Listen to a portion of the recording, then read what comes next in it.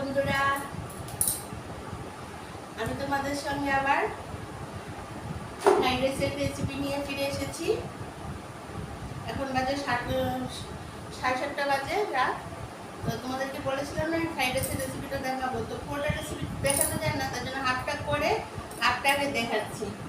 হ্যাঁ, আমি ওই যে ফরচুনের লম্বা চালের ভাতটা সেটা কি করেছি, মানে এরকমভাবে ফ্রাইড রাইস হয়, মানে আগে ভাতটাকে রান্না করে নিয়েছি। এই দেখো ভাতটাকে রান্না করে নিয়েছি, সলা সলা করে একদম নামিয়েছি। এটার সঙ্গে আমি গাজর আর ক্যাপসিকাম আর কাজু বাদামটা দিয়ে ফেলেছি।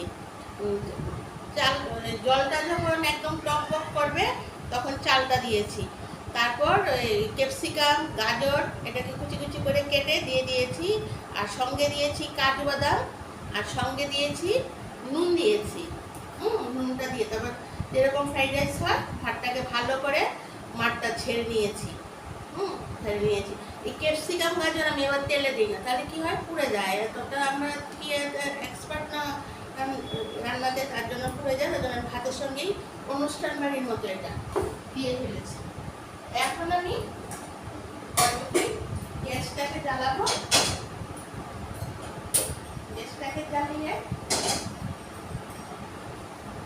যখন কড়াইটা গরম হবে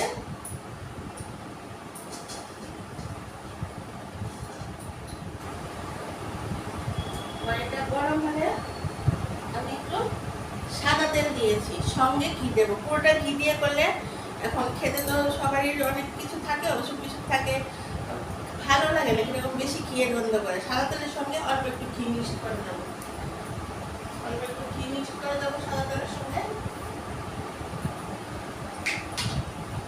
সাদা তেলের সঙ্গে আমি এই ঘিটা 1 চামচ মিক্স করে দেবো, কারণ ক্ষতি হবে, বেশি ঘি দিলে ভালো লাগে। 1 চামচ দিয়েছি। এখন সাদা তেল আর ঘিটা গরম হোক।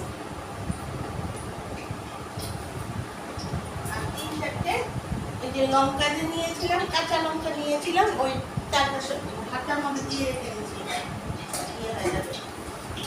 এখন আমি কি করছি, ওই তেজপাতাটা তেলটা গরম হলে এটার মধ্যে দেব।